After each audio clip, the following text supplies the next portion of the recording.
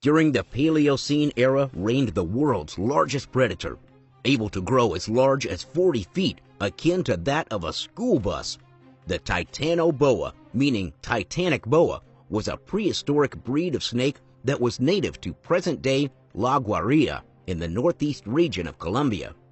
The fossils of these immense creatures indicate that the Titanoboa's rule was in the range of 50 to 80 million years ago in what was known as the Middle to Late Paleocene epoch. Though little is known about this creature, what researchers and paleontologists can tell us is that its immense size has challenged what was previously thought as the maximum size of prehistoric snakes. This discovery has resulted in the dethroning of the Gigantophis, which grew to 30 feet, from its title of world's largest snake to ever exist.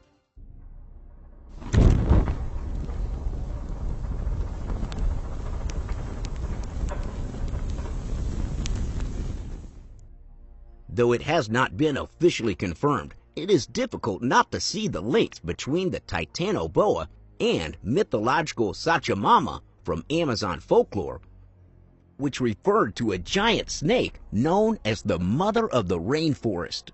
The Sachamama was too big to move quickly through the forest and therefore merged itself within the earth, allowing trees, plants, and flowers to grow around it, eventually making it indistinguishable.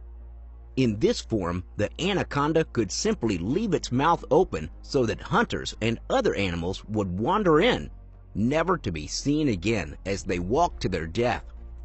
The influence of Titanoboa is unmistakable in this account, and though its existence predated that of early man, it is easy to imagine that the fossils Titanoboa left behind would have inspired the mind's imagination. This behemoth of the snake family was discovered after working for 7 years within the North Columbia mine Cerrejón. Cerrejón, the world's largest coal mine, is now quite a dry and arid terrain, but it once harbored a dense and swampy jungle that was hotter, wetter, and bigger than the modern Cerrejón. Within this mine, wrapped into the river basin, is a window into the world of the oldest known ecosystem of a tropical rainforest. It was within this portal into the past that Smithsonian scientist Carlos Jaramillo found turtle shells the size of manhole covers, 7-foot lungfish, and the remains of at least 3 new different species of crocodile that were more than a dozen feet long. It was amongst this collection of prehistoric giants that 28 fossils of the titanic reptilian rulers were discovered, the Titanoboa. This ancient monster is believed to range from 42 to 45 feet in size, and the highest part of the snake's body would have reached up to the waist of an average man today. Weighing more than a ton, this swamp desian was a fearsome predator that could consume any animal it set its sights on, making it one of the world's most deadliest predators this earth has ever seen. Meaning that even though the dinosaurs were long gone, the earth was not free from the draconian reign of a giant predator. The inconceivable size of the Titanoboa means that the creature's remains provide an insight into the temperatures and therefore the atmosphere of the earth at this point in time. Snakes, like other reptilians, rely on the heat of the air and sun to heat their body. Therefore, Titanoboa was dependent on the environment to survive and grow in a process known as poikilothermy. Therefore, the maximum size of poikilic thermic animals at any given temperature is limited by the metabolic rate. A snake the size of Titanoboa would require a mean temperature from 30 to 34 degrees Celsius to survive.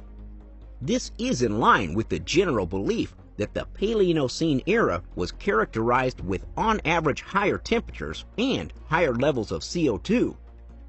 Scientists believe that the Titanoboa hunted in a similar method to present-day anacondas, by grabbing their prey near the shore and dragging it underwater, drowning it whilst the snake held the advantage, and then wrapping its body around the victim and constricting it to death. It is not preposterous to suggest that this apex predator preyed on prehistoric crocodiles and turtles, as its size meant that it enjoyed an advantage. Furthermore, this anaconda's long digestive process meant that only one meal would satisfy the Titanoboa for a year. Though there were very few that could prey on the Titanoboa, in its juvenile state or as an egg, it would be most vulnerable. In a twist of fate, the only predator of the Titanoboa were those prehistoric crocodiles that the giant anaconda fed on.